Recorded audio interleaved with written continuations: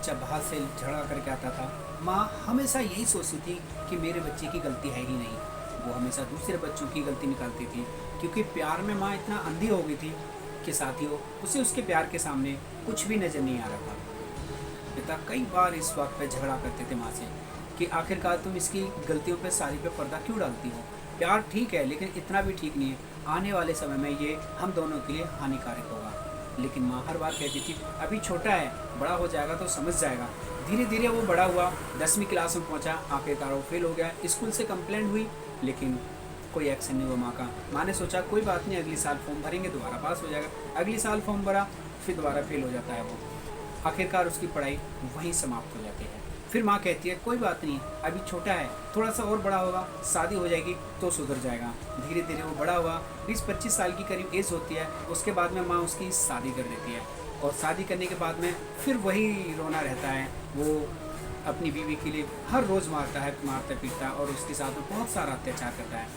वो कंप्लेंट करती है, तो माँ कहती है कि अभी नादान है, अभी भी शादी हुई है, अभी इसको समझ नहीं है कि शादी क्या होती है।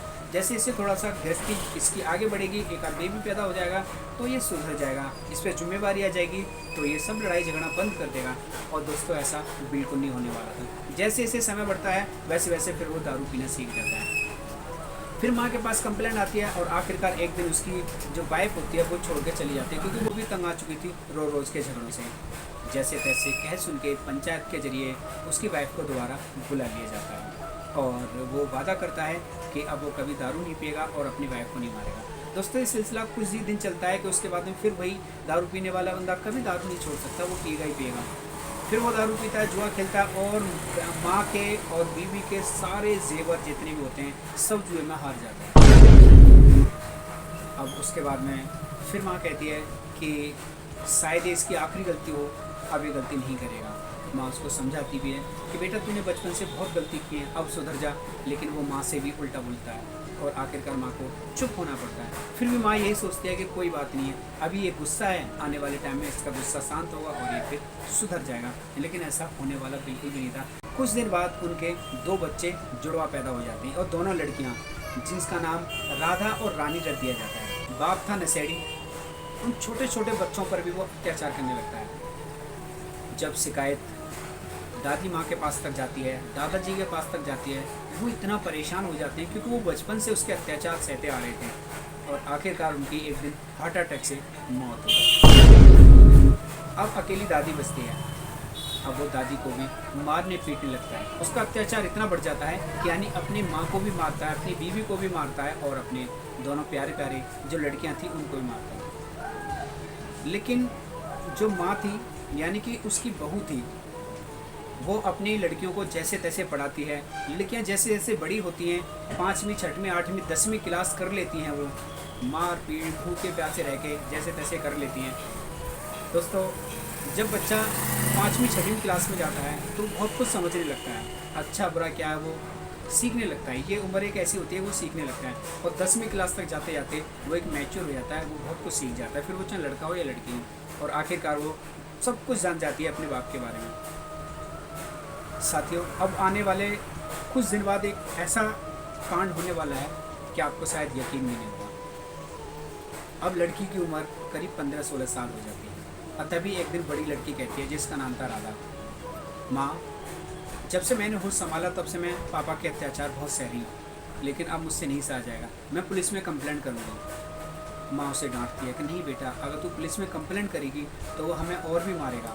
तो ये बात सुनकर बेटी एक गुस्से का घूंट पीकर रह जाती है। इत्तेफाक से ये बात गोपाल सुन लेता है। अब वो गुस्से में लाल पीला हो जाता है, और अपनी प्यारी सी उस बेटी के लिए, राधा के लिए पूरी तरह से मारता है। अथियो मारते मारते उसको इतना मारता है कि उसको कमरे के अंदर ले जाता है मारते मारते, और अंदर से कुंडी बंद कर लेता है, और उसका यौन शोषण करने की कोशिश करता है। क्योंकि नशे में इतना धुत होता है वो, तो उसे खुद नहीं पता कि उसकी ही संतान है।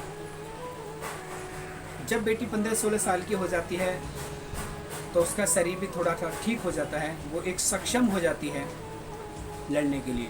और ऐसा ही उसने किया, उसने पूरी जान लगाई, और जैसे तैसे उस दरिंदे से छूटकर कुंडी खोलकर बाहर आ जाती है।